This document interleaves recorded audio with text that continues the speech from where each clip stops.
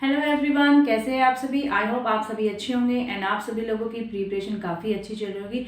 सो आज की जो ये वीडियो रहने वाली है आप सभी लोगों के लिए काफ़ी इंफॉर्मेटिव वीडियो ये रहने वाली है। सो प्लीज़ वीडियो को लास्ट तक जरूर देखना। देखिए, यदि आप कॉमर्स के स्टूडेंट हैं और आप फ्यूचर में आप टीचर बनना चाहते हैं तो आप लोगों को कुछ बातें ऐसी है जो जान लेना ज़रूरी है, क्योंकि वो आपके बेटा इन फ्यूचर आपको बहुत हेल्प करने वाली है। यदि आपने वो चीज़ें अभी नहीं पढ़ समझ में आई कि आपको कैसे कैसे क्या सब्जेक्ट कॉम्बिनेशन लेना है, बीएड में क्या लेना है, क्या चीज़ें आप लोगों को करनी है, यदि आपको अभी नहीं पता होगा तो देखिए, आप जब आप बड़े हो जाएंगे, यानी कि आप जब टीचर की जॉब के लिए नोटिफिकेशन जब भी आएगा तो आप उनको फिल करने लायक हो जाओगे, तो वहाँ पर आपको बहुत ज़्यादा पछताना पड़ता है कि मैंने ऐसे क्यों नहीं किया, ऐसे क्यों नहीं किया। क्योंकि देखिए, स्टार्टिंग में इन्फॉर्मेशन किसी के पास नहीं होती है।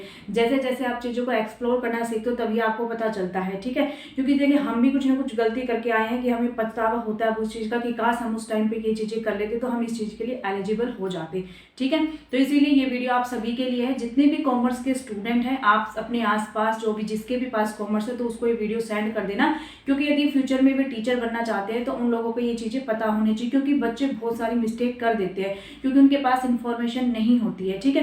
क्योंकि ऐसे ही कुछ गलतियां हमने भी की है, उन्हीं से सीख के मैं आपको बताने जा रही हूँ कि आपको क्या क्या चीज़ें, क्या क्या सब्जेक्ट कॉम्बिनेशन लेना चाहिए। तो देखिए, जब भी जो भी बच्चा कॉमर्स का स्टूडेंट है तो उसके पास तीन ऑप्शन होते हैं। क्या कर सकता है, या तो वो टीजीटी एसएसटी के लिए अप्लाई कर सकता है, या फिर पीजीटी कॉमर्स के लिए अप्लाई कर सकता है, या फिर बेटा पीजीटी इकोनॉमिक्स के लिए अप्लाई कर सकता है, ठीक है। तो देखिए, टीजीटी एसएसटी यानी कि जो 6 to 10 तक पढ़ाते हैं वहां तक, ठीक है। 11 से 12 आपका पीजीटी हो जाता है, पोस्ट ग्रेजुएट टीचर, ठीक है। वहाँ पे आप पीजीटी कॉमर्स कर सकते हैं, पीजीटी इकोनॉमिक्स कर सकते हैं। तो देखिए, अब बच्चे कंफ्यूज हो जाते हैं कि टीजीटी एसएसटी, क्योंकि आपने देखा होगा कई जगह जो कॉमर्स के स्टूडेंट हैं उनके लिए टीजीटी का ऑप्शन ही नहीं होता है।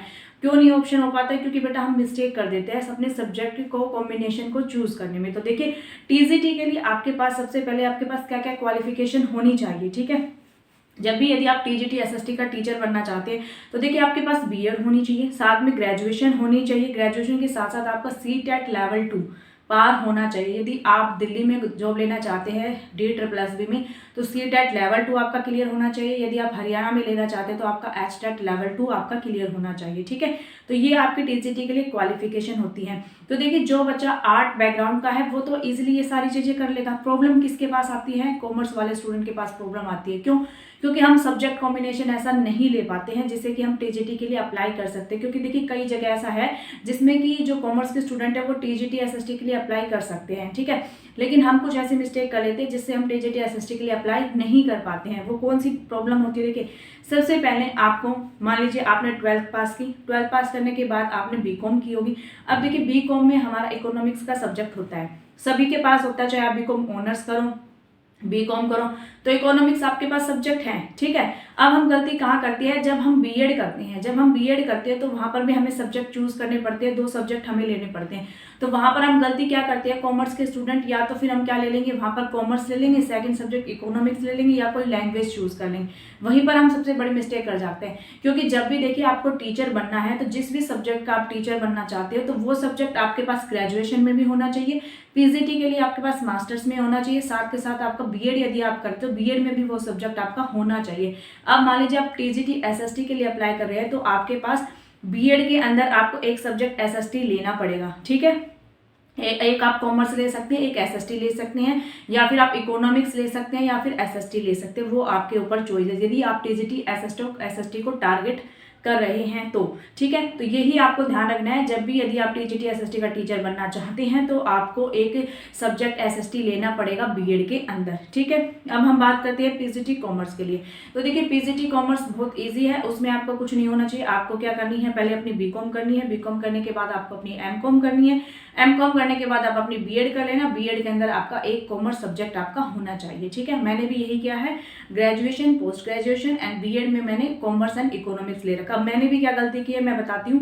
तो देखिए, जब हम एमकॉम वाले जो स्टूडेंट होते हैं वो इकोनॉमिक्स के लिए अप्लाई नहीं कर सकते, इसलिए मैंने इकोनॉमिक्स की जगह यदि मैं एसएसटी ले लेती तो मैं टीजीटी के लिए अप्लाई कर पाती, ठीक है, मैंने भी मिस्टेक कर दी क्योंकि मुझे पता नहीं था, इसलिए मैंने इकोनॉमिक्स ले लिया। यदि मैं इकोनॉमिक्स की जगह कॉमर्स एंड एसएसटी को सब्जेक्ट कॉम्बिनेशन बनाती तो मैं टीजीटी के लिए कहीं भी अप्लाई कर पाती। अब मैं वो अप्लाई नहीं कर सकती हूँ।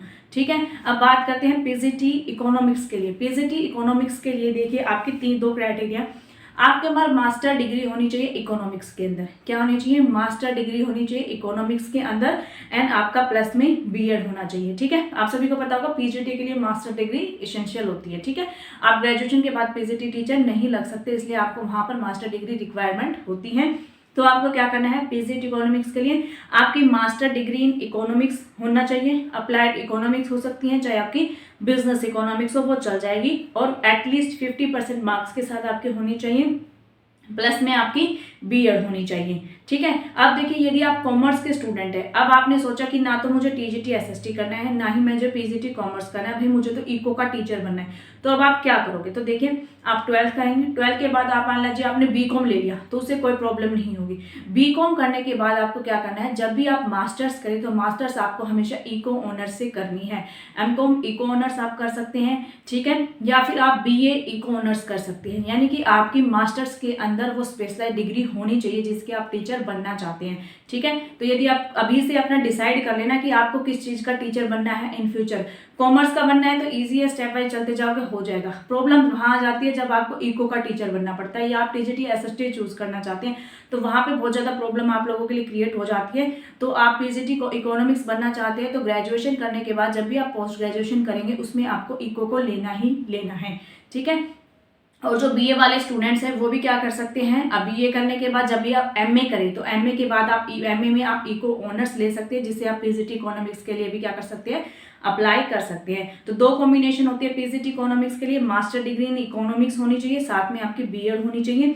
और सेकंड ऑप्शन होता है एमए इकोनॉमिक्स होना चाहिए, इकोनॉमिक ऑनर्स प्लस में आपकी बीएड होनी चाहिए।